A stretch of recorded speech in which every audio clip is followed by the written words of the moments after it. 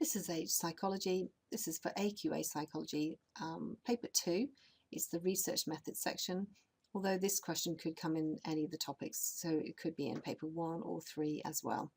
Okay, and for my students, some are mock. The question was, what do the mean scores and standard deviations tell us? So if we have a look at this specific question,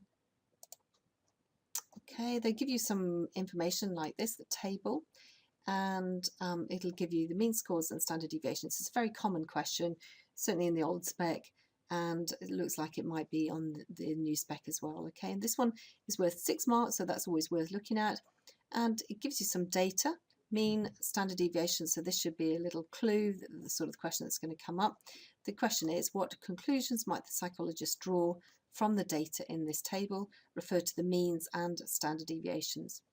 Okay, so when they're asking about a conclusion, what they want you to say is, what does this information effectively tell the world? It's not just repeating what's in the columns. It's not just rewriting the data, which a lot of students make the mistake of doing. So we want to conclude, what would we find? Now, this particular information is about people perceiving that they had a small audience or a large audience. So say, okay, so condition A, believe the audience was 5 listeners. Condition B, believe the audience was 100. And if we look at the mean number of errors, verbal errors, okay, we've got a lot higher, significant higher on average in condition B than we have in A. Okay, so the first thing we're going to do is conclude. And we're going to say, when people believe they're presenting to a large audience, they are less fluent in their spoken communication than when they think they've got a small audience, or something along those lines. Okay, so you are making a general conclusion, not about this study, but in conclusion from research like this, we find that people thinking they've got a larger audience will generally make more verbal errors. Okay, so that's our first thing. We then have to justify it using the data. But again, it's not just repeating because the mean score was 11.1 versus 17.2. It's saying on average, for example, there are 6 more errors made when you perceive you've got a larger audience. So that's really how we tackle that question on the mean scores.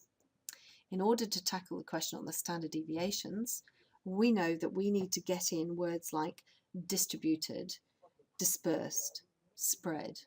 Okay, and we need to show that we understand that a smaller standard deviation means there's less spread than a bigger standard deviation.